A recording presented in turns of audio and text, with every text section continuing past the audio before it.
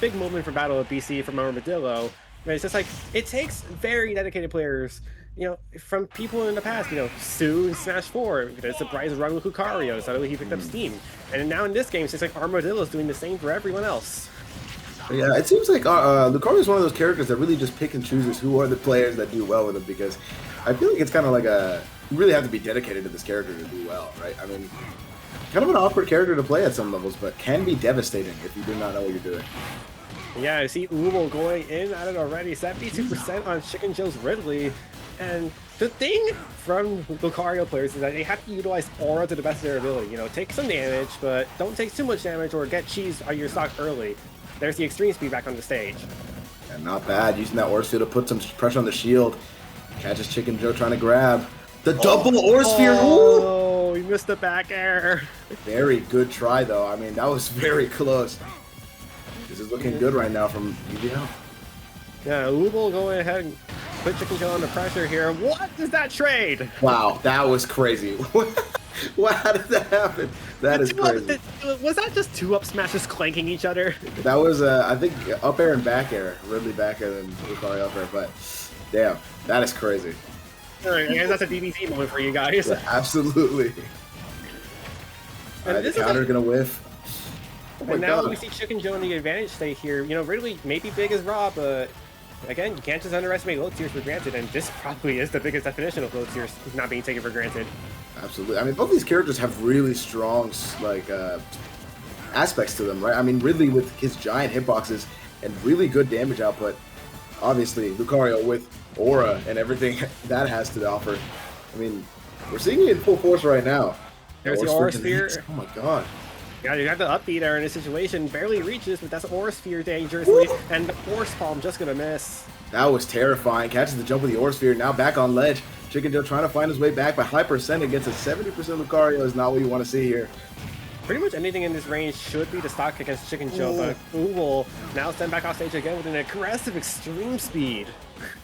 Ubo really trying to find this stock as soon as possible, and this F-tilt trying to do it, but the dash attack from ChickenJoe puts himself in the advantage. Extreme speeds back onto the ledge, goes for a roll read, doesn't find it now, tries to jump read and just doesn't get it. Yeah, really just trying to cover that ledge with hitboxes, but not going to work against Ubo. Ubo back on center stage, trying to use that Aura Sphere to find this stock. The Nair sour spots. The extreme speed, not too shabby here. The down tilt not going to do it. Here comes ChickenJoe back onto the ledge. Once again, we're in this pick and choose situation, and now we're back at neutral. High read. What a jump read. Nicely done from Ubo. And now the Nair racking up damage. The up throw going to do more. Oh, Ubo taking this game to the bank. This is where Lucario gets dangerous, because if you are down a stock against a high hit percentage Lucario, that's just asking for Lucario to try to cheese your stock. Oh, the down smash. Caught him hanging. Yeah, you can't hang on that ledge for too long where you lose that aura and theoretically a lot of your advantage. And now Ubo's going to struggle to do that damage that he was doing before. I mean, that's certainly true, but sometimes you don't need the damage, you just need the consistency that you find in your combos. Aura Sphere still has a lingering hitbox, maybe not that forward smash there, but... Oh, the counter on the up smash! Gets double team! The double team comes into play here. Oh, he tries to go for a pivot grab, gets caught with that down smash by ChickenJoe, and this isn't over for ChickenJoe.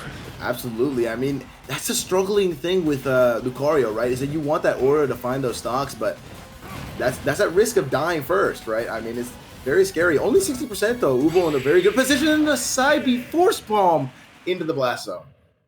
Yeah, I don't know if much people know about this one on Lucario, but Force Palm has two different properties, a command grab and a projectile. You want a projectile to go when you're at a long distance, but in that situation, you want it to command grab. Yeah, absolutely. And I mean, that high knockback on Force Palm, even only at 60%, just takes that stock with so much ease, right? That would have killed a long time ago. Ubo taking game one in a very, very stylish match in two. We almost saw the double Aura Sphere backer. Relatively difficult to do. Yeah, but unfortunately, ChickenJoe just had enough time to air dodge out of that, which was pretty good in his part. As we now go to the battlefield for ChickenJoe's counter pick, maybe he wants to get more combo game going, with the stuff like the nairs and such. Yeah, absolutely. I mean, now we're seeing the start to game two. Pretty even trades here. ChickenJoe wasn't playing too bad. I mean, able to get into that last stock.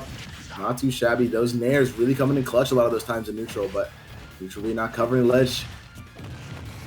Here comes the grab. Good mashing out of ChickenJoe to escape the pummel. And now we're going to see some fireballs being thrown out. And that is not a punish? That was a really good extreme speed there from Ubo. I mean, he hit the bounce where he has relatively no lag. Lucario, one of those unique characters where the uppy really matters. Oh my god, that's not the stop. That would have been sick. The down smash going to connect, though. ChickenJoe trying to stay back onto the stage. Misses the air dodge. That uppy should make it back onto the ledge. He will. He goes for the Aura Sphere command. No, it doesn't get the hitboxes.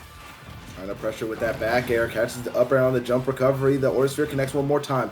136 on ChickenJoe. Really just trying to hold on to that stock. That dash, that coming in clutch one more time. And the smash to catch the double team.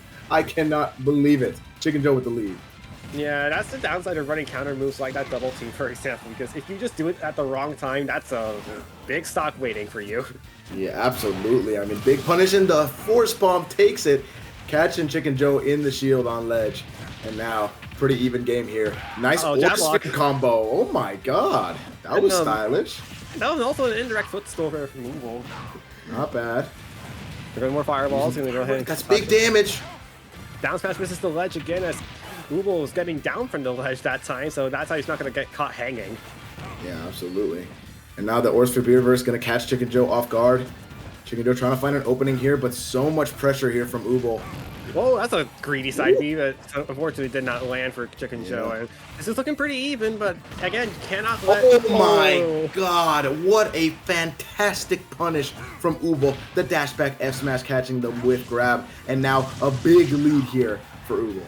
Yeah, I was about to say, if this goes on for too long, Ubo might build advantage just off Aura alone, and now we're seeing this happen. Oh, this is just some fantastic Lucario play. I cannot believe it. No, too far off. Nice we don't want to see that. But we do see the Collision Series TO Ubo cook on stream with Lucario, showing us that Armadillo's work has spread it everywhere. You could see the inspiration, right? Just some fantastic Lucario combos with the Aura Sphere, with the jab locks, and just some good neutral all around, right? Waiting for ChickenJoe to whiff that grab with a dash attack or something like that, and getting really good punishes like F Smash or Force Palm. That Dragon Ball moment, a classic in that set. Man, just some really good stuff overall from Ubo. I just like the way that he was playing. Yeah, a lot of patience from him. I feel like that's like a one thing I really wish Lucario players like learn from Armadillo, because I don't want to make a complete character comparison, because I don't know if this is true or not, but like treat it as like you're playing Wario, like waiting for your waft and such. Yeah, I feel like there's some similarities, absolutely. It's one of those comeback mechanics that you really have to be aware of.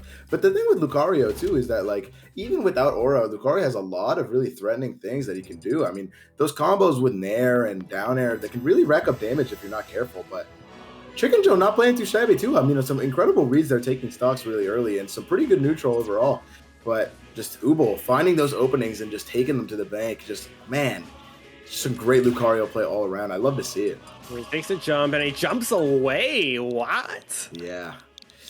Man, ridiculous. But now, moving into our next set. I mean, me personally, I'm very familiar with Lucario. Coming from SFL, we have someone here named Serpico who plays Lucario pretty consistently and is showing basically the same amount of skill. Ubo, very impressive. I loved what I saw there.